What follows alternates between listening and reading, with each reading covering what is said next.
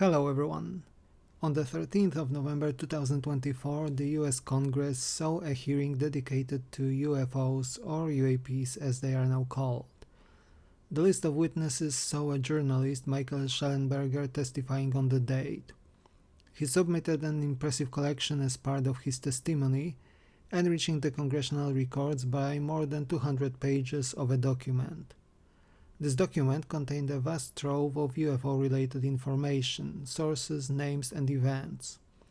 Among those, there were 5 instances referring to a rather obscure website hidden in the corners of the internet. Forgotten Languages.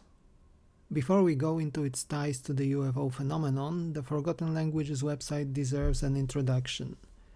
It is a website style after the classic blog look and kept largely unchanged since its inception, with the exception of the top banner which changes now and then. What is impressive about it is the fact that it has been out there at least since late 2008, since that's when the first article is dated. But an empty post from 2005 and some bibliographical references hint it may have existed at least a few years prior in some form, possibly even in the late 1990s.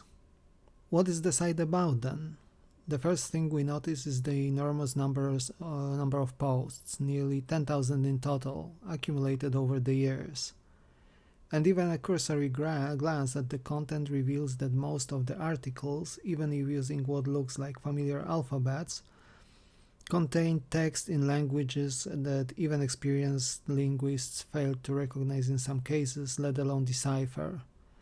The site uses what it deems conlangs, or constructed languages, and anti-languages, which are languages superficially normal, but using vastly different word meanings, not unlike prison slangs or the famous hobo symbols. This impressive collection of posts has been initially published mostly by one person named Andrew Regana, who also runs a YouTube channel with videos tied to the website, with often strange and bizarre imagery bordering psychedelic visions. Not unlike many of the illustrations present in the articles posted on the website, actually. The articles feature strange messages, bizarre and occult imagery, which evokes the famous Voynich manuscript and its mysteries often enough. Over time, the number of contributors increased to more than 10 and eventually reached the low 40s at the point of this video. A big premise of the site is linguistic studies in general. In fact, all of the very early articles are dedicated to the study of languages, their evolution, mergers, diversions, and so on. The group behind the website hints at the existence of something called node spaces, which is a powerful software capable of simulating such linguistic phenomena and which was allegedly used to develop at least some of the languages which are used on the website. Such explanations were provided by Andrew, whom I have mentioned, Dyrene, and some other contributors on the site, on public forums like Above Top Secret, and in email exchanges with some people over the years. As to the purpose of the website, there are many guesses, but so far guesses only. From an elaborate alternate reality game, through a purpose similar to the number stations of old, transmitting encoded and encrypted messages, to some cabal of people exchanging classified information under the guise of unknown languages. And this is where the unusual factor kicks in. The first of such strange and unusual posts is dated to 12th of November 2010 and contains the title in an unknown language, with strange images with acronym titles which are worth remembering. As we can see on the screen now, they include the mill and the crypt comparts, possibly military and encrypted communications. The label for the post is called Cassini Diskus, a name we are going to encounter later on as well. The break that follows is quite long, and Cassini Diskus returns only in early April 2012. Those entries are scattered over the post from the very same year. On December the 8th, there is one particular Cassini Diskus entry which could raise an eyebrow of dedicated UFO enthusiasts. This post mentions Phoenix event 130397. The number is a date, which is none other than the date of the famous Phoenix Lights UFO sighting seen over the eponymous city in the state of Arizona by literally thousands of people, and one of the best known and largest mass sightings in history. On the next day, December the 9th, there was a post titled The Semiotics of the Negative Index of Refraction, Metamaterials and Unexpected Visitors. While the English parts of the post do not mention non-human intelligence as such, there are mentions of possible superconductor materials, or metamaterials, transmitting electromagnetic radiation in the terahertz range, a range which is often associated with UFOs or UAPs.